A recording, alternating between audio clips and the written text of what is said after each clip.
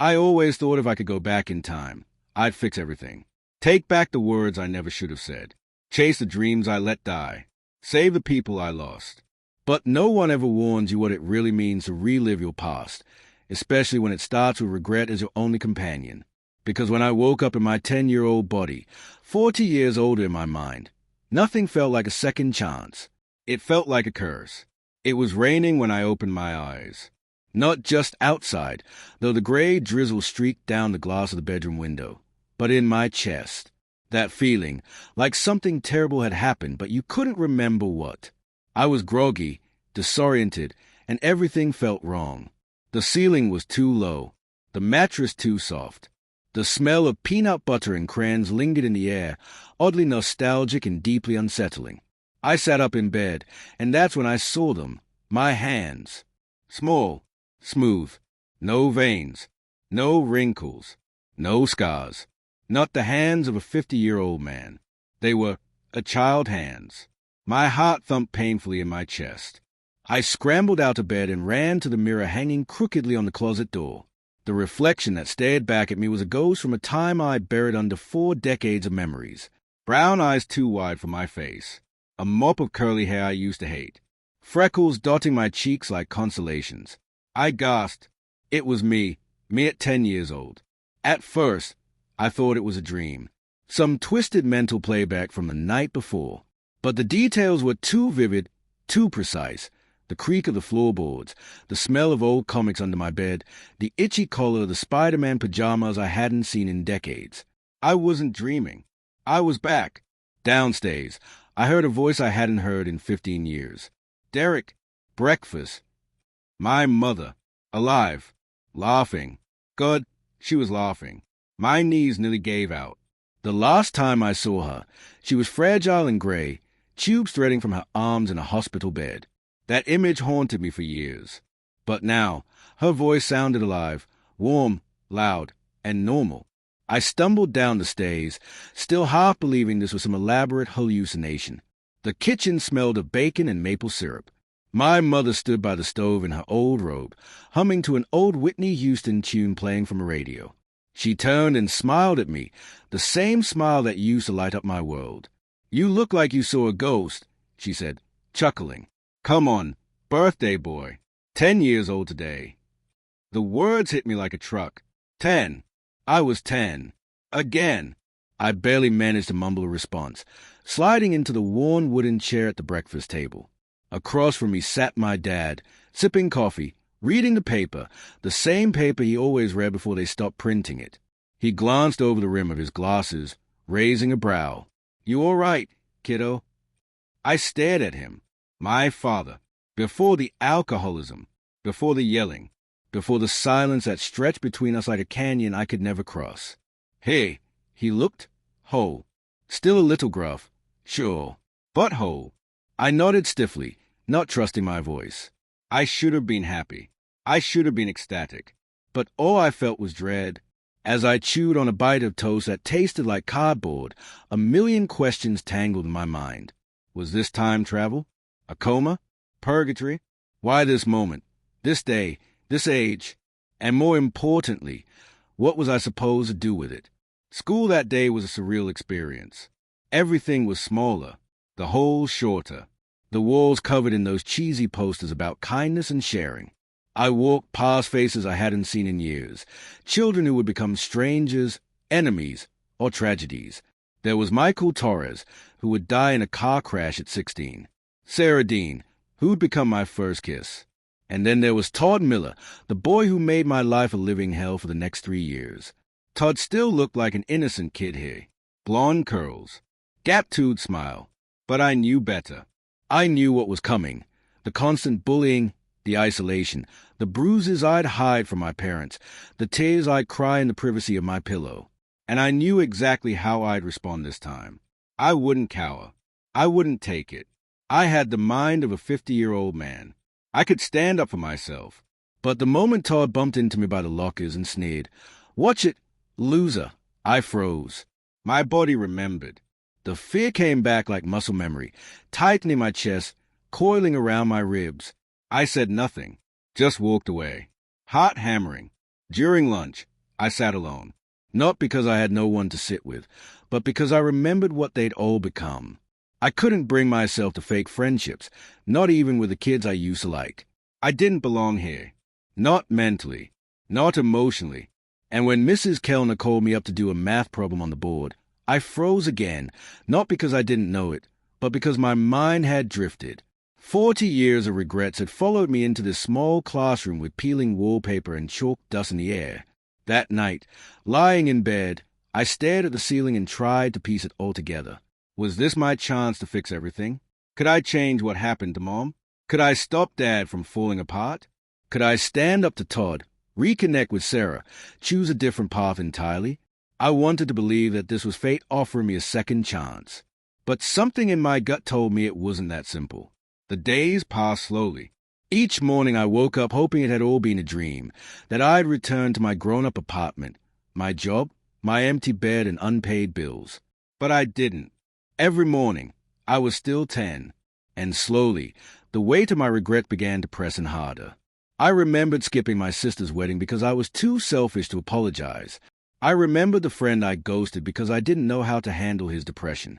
I remembered the girl I never fought for, the dreams I never chased, the promises I broke.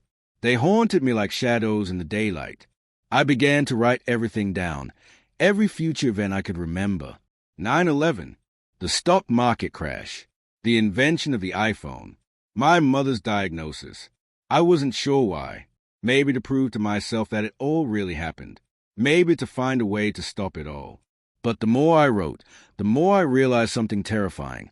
Knowing the future didn't mean I understood how to change it.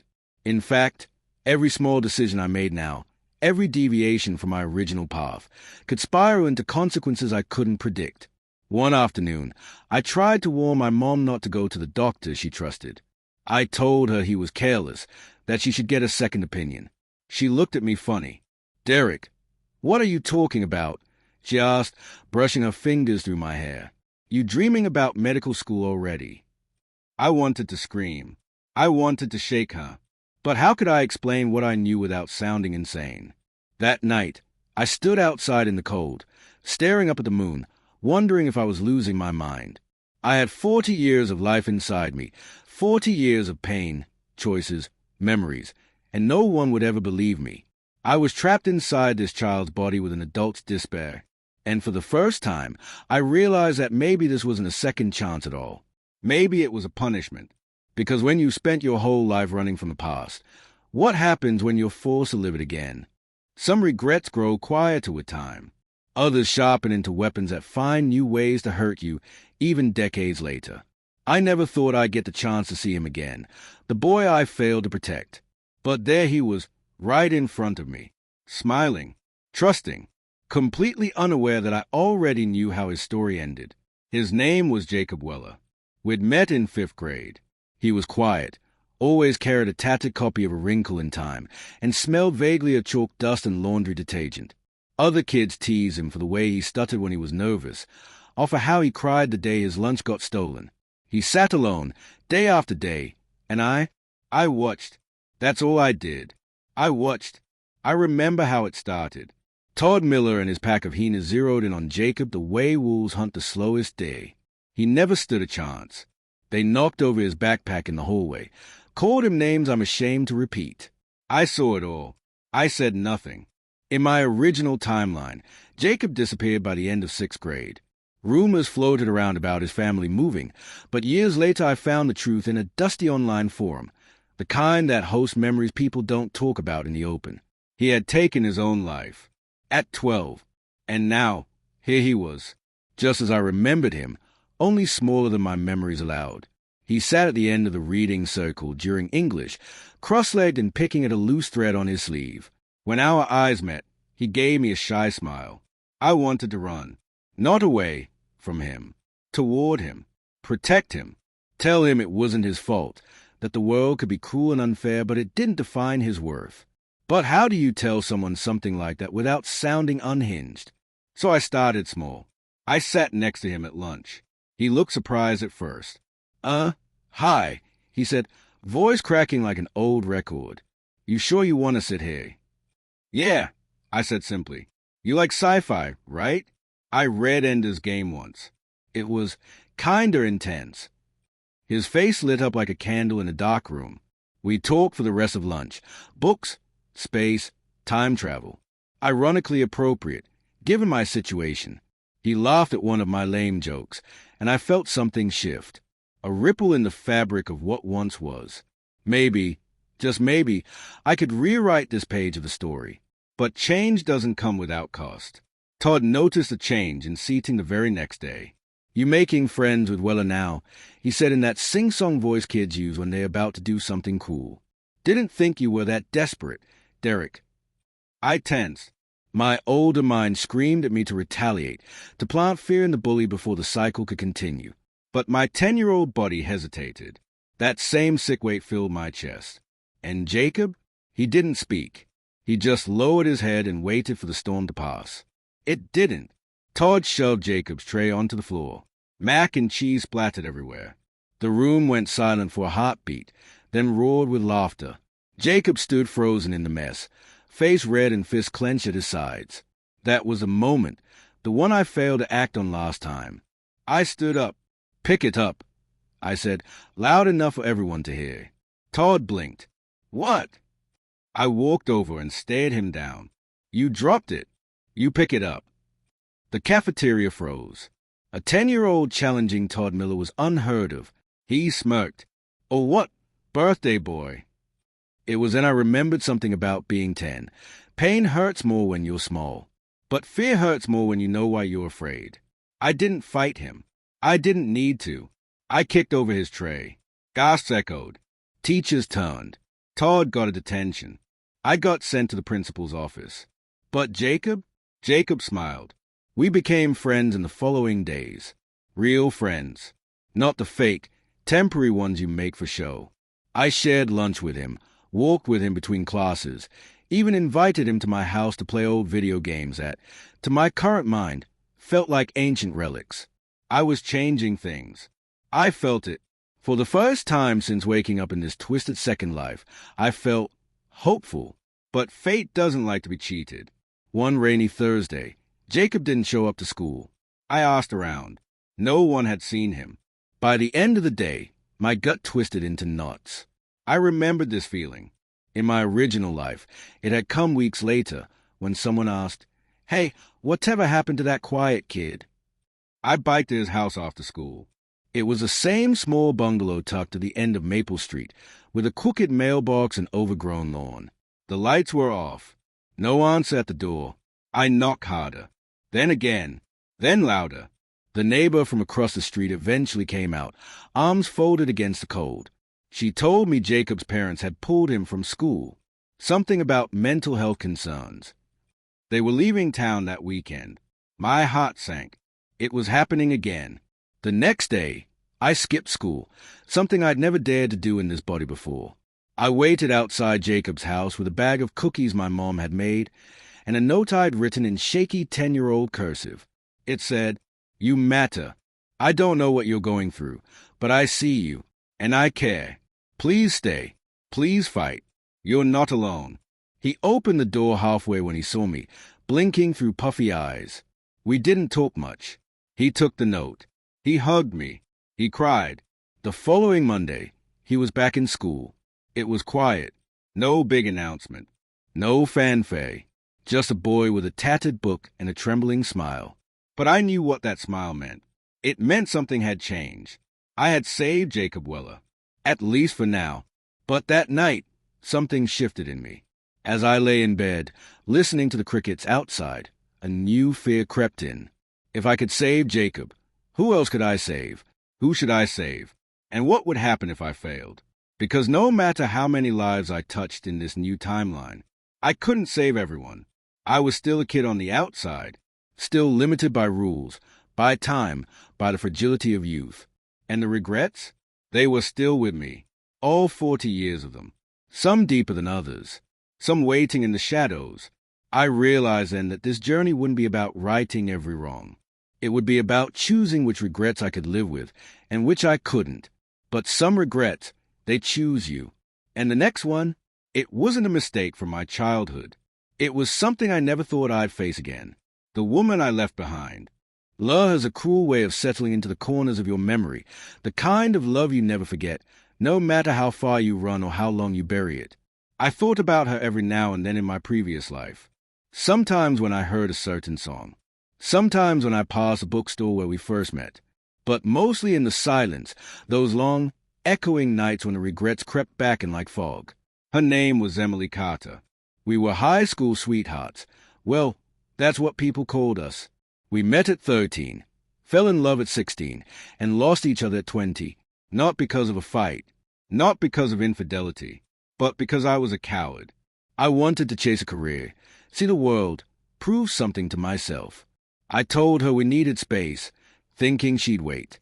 But life doesn't wait, and neither did she. The last time I saw her, we were 21. She gave me a letter I never opened until years later. By then, it was too late. She'd moved on, married, had kids, built the kind of life we once dreamed about on late-night walks through our hometown, hands tangled, breath visible in the winter air. But now, back in my 10-year-old body, Emily was still here, still just a child, still a girl I'd yet to meet. It felt wrong, in a way I couldn't explain. But the memories of her were too vivid, too real. I didn't come back to fall in love with her again, but the past had its own gravity. I first saw her at a school assembly. She was sitting 2 rows ahead of me in the auditorium, her auburn hair tied in a loose ponytail, swinging as she laughed at something her friend whispered.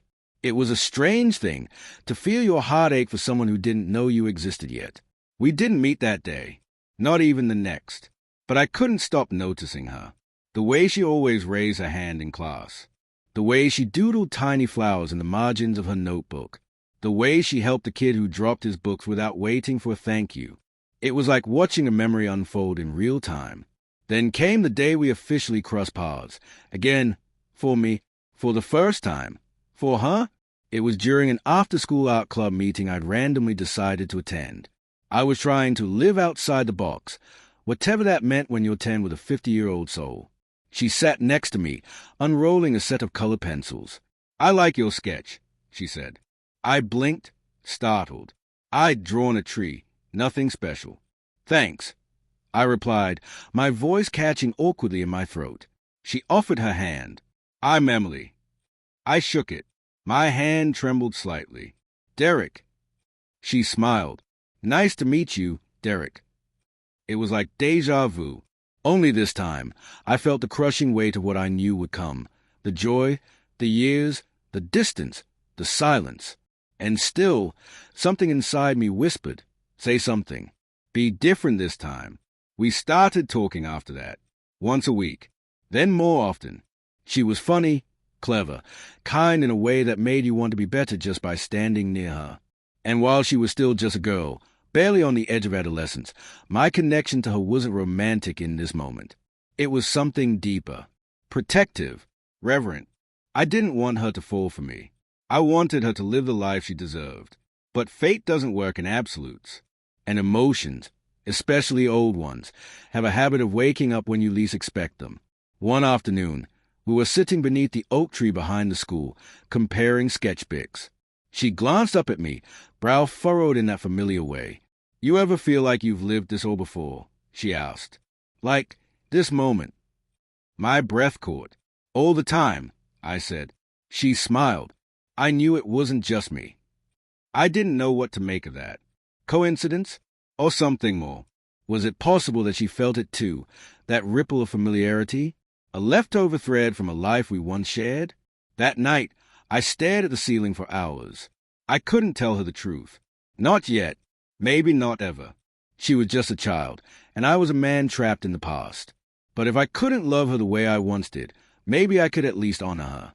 Respect her. Be the friend she deserved. But that plan didn't last long, because people noticed. Kids started whispering, "Why are you always hanging out with Emily? You like her or something?" The teasing was cruel, elementary school cruel, but cruel all the same. I wanted to shrug it off. So did she. But kids notice everything. And so did Todd Miller. "Derek's got a girlfriend," he shouted in the hallway one day, voice loud enough to turn heads. I expected Emily to blush, maybe even laugh it off. But instead, she went cold, pulled away, avoided me for a full week. It shouldn't have hurt, but it did. When we finally spoke again, it was quiet and awkward. "I think we should not hang out so much," she said, eyes downcast. I nodded. I get it. But I didn't. I went home that day and cried, really cried, for the first time since waking up as a 10-year-old. Because losing her again, even in this small, childish way, reopened a wound I thought had scarred over. The next few days blurred. I kept to myself, focused on other things, tried to pretend she was just another kid in the crowd. But I kept hearing her voice in my head, kept seeing her smile. And in my journal, the one where I was recording all the future events I remembered, I wrote a single line: "Don't let her go." But I wasn't sure how. 1 week later, Emily came to me. She held out an envelope. "I wrote you something," she said. I opened it at home. Inside was a drawing, 2 kids sitting under an oak tree. No words, just that. And somehow, it said everything. She hadn't forgotten. She just didn't know how to handle the weight of attention yet. And honestly, neither did I. From then on, we found a quiet balance. We didn't sit together every day, didn't walk home side by side like some elementary romance novel, but we shared glances, moments, a secret understanding. And even though I knew how our story ended in my old life, I began to wonder, could this be a different version? Could I change the ending, even if it meant giving her up all over again? Because love, real love, isn't about possession. It's about protection. It's about letting someone shine, even if it means standing in shadows. But just as I began to accept this new role in Emily's life, something else came back from my past. Something darker. Something I never imagined I'd face again. The night my mother got sick. The first time I saw her face, pale and tired, I didn't know it would be the beginning of the end. I didn't know that one small moment, one small conversation, would spiral into the most terrifying thing I could imagine. In my original life, I'd always known that something was wrong with my mother, but I had been too busy, too wrapped up in my own ambitions, my own life, to notice the signs. By the time I had the clarity to understand, it was too late. Cancer. It had ravaged her body while I'd been focused on other things, pretending I had time to change, to do better, to be there. But time doesn't wait for anyone. And now, back in my 10-year-old body, I could feel it coming again. The heaviness in the air, the feeling of waiting for something inevitable to happen. It started with a late afternoon phone call. I was sitting in my room, staring out the window at the dying sunset, when my dad called me downstairs. His voice wasn't right, tight, strained, and filled with a kind of quiet urgency I couldn't place. "Derek," he said, standing in the hallway, "your mom's been feeling unwell for a while now. She's been hiding it from us, but she needs to see a doctor." I froze. In my previous life, I hadn't seen it coming. But now, I knew exactly what was happening. I tried to fight the fear that clenched my gut. I knew the signs. I'd lived through this already. Watched her grow weaker, watched her spirit dim as a disease took hold. But I couldn't let that happen again. I couldn't watch her slip away without doing something. "Is she okay?" I asked, trying to sound casual. She's not feeling well, Derek," my father replied, voice cracking as if it were a truth he couldn't fully face. It was the first time in a long while that I saw my father break. In my original life, I'd been so wrapped up in my own problems that I never took the time to realize the toll it took on him, on both of them. But now, I could see it, the grayness around his eyes, the tension in his shoulders. I felt the weight of the years on me again, the guilt pressing in like a stone. I was only 10, but the knowledge of what was to come hit me like a ton of bricks. That night, I sat in the living room with my mom, watching her struggle to get comfortable on the couch. She was pale, her face thin, eyes clouded. She had always been so strong, tough, almost stubborn in her resilience. But now, she looked frail, fragile. "Mom," I said, carefully sitting beside her, "are you okay?" She smiled weakly, patting my hand. "I'm fine, sweetheart. Just a little tired. That's all." But I could see through the lie. I could feel the trembling in her hand when it brushed against mine. I couldn't let it go. "I think you should go to the doctor," I said, my voice trembling slightly. She shook her head, brushing her hair back. It's nothing, Derek. Really. Don't worry about it. But I was worried. I was terrified. The next few days were a blur of doctor's appointments and tests. Every time we went to the hospital, I could feel the weight of the past pressing down on me, threatening to crush me with its inevitability. The doctors spoke in hushed tones, their words hidden behind jargon I didn't understand. But the look in their eyes, the way they exchanged glances, told me everything. It was happening again. I couldn't lose her. Not now. Not when I had the chance to fix everything. That night, I couldn't sleep. The darkness felt suffocating. I heard my parents talking downstairs, their voices low, as if they didn't want me to hear. But I could make out the words, treatment options, terminal, end-of-life care. And then it hit me. The cold reality. The truth that I'd been fighting to ignore. I wasn't here to fix everything. I couldn't save her. I couldn't go back in time and rewrite the past. I lay in bed, heart racing, unable to escape the crushing weight of the truth. But the next day, something happened that I never could have anticipated. I came home from school to find my mom sitting in the kitchen, holding a letter in her hands. She looked up as I entered, and for the first time, I saw a flicker of fear in her eyes. "Derek," she said, voice trembling, "I need to tell you something." I sat down across from her, my pulse quickening. "What is it, Mom?" She hesitated, then handed me the letter. It was from the hospital. Her diagnosis, stage 4. The words hit me like a physical blow. I stared at the page, unable to comprehend what I was reading. My mom was going to die, and this time I wouldn't be able to save her. The tears came without warning. I didn't even try to stop them. I hadn't cried like this in years, hadn't let myself feel anything in a long time. But now I couldn't contain it. Mom reached across the table, pulling me into her arms. "I'm so sorry, Derek. I wish I could have told you sooner. I didn't want you to worry." But it was too late. The regret came crashing back in waves, drowning me in its cold, unrelenting tide. This was my second chance, but it didn't feel like one. It felt like the universe was mocking me. I wasn't going to lose her the same way this time. I couldn't. But as the days passed, I realized something terrible. No matter how much I fought, no matter how hard I tried to change things, some people, were never meant to stay. I had to let her go. But not yet. Not until I could find a way to make her proud. To make up for the years I'd wasted. The battle wasn't over. But it had changed. And I would fight to the end. But I would never be ready for what came next. Because as I struggled with my mother's illness, something darker began to stir in the shadows. The same darkness I tried to outrun all my life. And it was coming for me once again. The moment I realized that I couldn't outrun my past, it hit me harder than anything I'd felt before. I'd spent every waking hour trying to rewrite history, trying to salvage the things I'd lost, but nothing was as it seemed. Not anymore. The truth had a way of sneaking up on you, like a shadow that grew longer the deeper you walked into the night. It wasn't just about my mother anymore, or Emily, or even my own soul that had been trapped in this young body, struggling to make sense of the years I'd lived and lost. The weight of my regrets, those quiet moments where I chose ambition over connection, had become unbearable.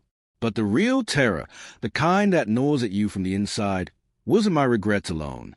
It was the realization that someone had been watching me this entire time, watching my every move. I had felt it for days, this creeping sensation, a feeling that I was being observed. But it wasn't until that night, after my mom had fallen asleep in her room, that I truly understood what it meant. The house was silent, except for the faint sound of the wind rattling the windows. I was sitting by the desk in my room, absent-mindedly drawing in my sketchbook when I heard a knock at the window. I froze.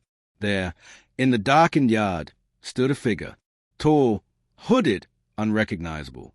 At first, I thought it was a figment of my imagination, a trick of the shadows, but then the knock came again. 3 knocks. Quick, deliberate. I stood up, heart racing, and moved to the window slowly, carefully. My breath fogged up the glass as I peered through the dark, my eyes straining to make out the shape of the person. They didn't move, didn't say a word, but I knew. This was someone I'd tried to forget, someone I'd left behind, just like everyone else I had abandoned. And that realization hit me with a force so violent, it felt like I was choking on my own regret. I yanked the window open, but when I did, the figure wasn't there anymore. Instead, there was just a piece of paper, folded neatly, resting on the windowsill. I reached for it, hands trembling. It was addressed to me. My name, Derek, written in neat, looping handwriting. But it wasn't a letter. It was a warning. You cannot escape what you have done. I stood there, stunned, staring at the words that seemed to burn into my mind. I was about to crumple the paper and throw it away, but something stopped me. Something deeper.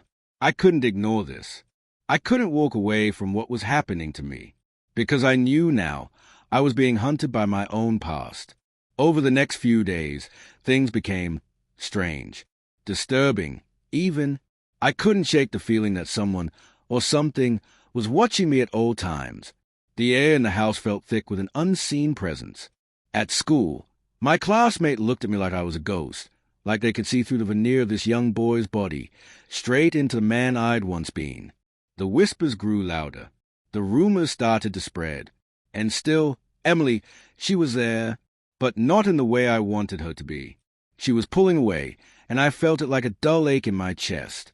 The more I tried to protect her, the more I tried to keep her at arm's length to shield her from the dark things I was encountering, the more she seemed to slip through my fingers. I couldn't get close to her anymore without feeling that cold chill creep over me, the presence of whatever it was, whatever force had begun to twist everything around me. But even that couldn't prepare me for the moment when the truth was fully revealed. I was sitting alone in the school library, trying to focus on my homework, when I felt a cold breath against the back of my neck. I spun around, heart pounding in my chest, but there was no one there, just empty chairs and the muted hum of fluorescent lights.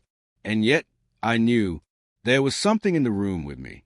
I heard a voice then, low and grating, whispering from behind me, "You've been running long enough. Derek, it's time to face what you did." I whirled around, but no one was there.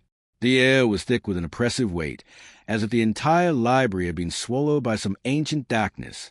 I bolted from the room, running through the hallways, feeling the eyes of every stranger, every classmate, every teacher following me.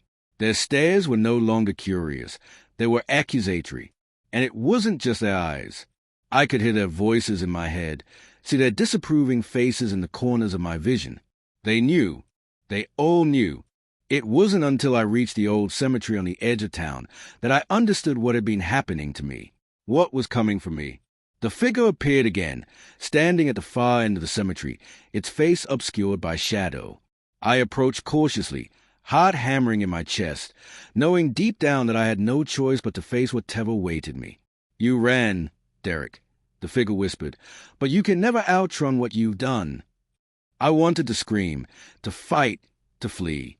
But I was trapped in this body, this young body, without the strength to fight back. And that's when I saw it.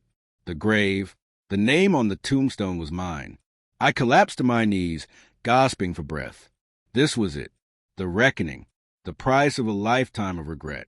The price of all the chances I hadn't taken. The love I hadn't embraced. The people I had failed. And in that moment, I understood. I wasn't meant to go back and change the past. I was meant to confront it, to accept it. The past didn't belong to me anymore. It belonged to everyone I had wronged, to the people who had been left behind, to the pieces of my own soul I had neglected. As the figure began to fade into the night, I whispered a single word, "Sorry." And for the first time since waking up as a child, I felt at peace. I wasn't sure what would happen next. Whether I would wake up as the adult I once was or remain stuck in this body, haunted by my mistakes. But I knew one thing for certain. I had faced the darkness. I had confronted my regrets. And maybe, just maybe, that was all I could do. Because sometimes the past doesn't let you go. It just teaches you how to let it go.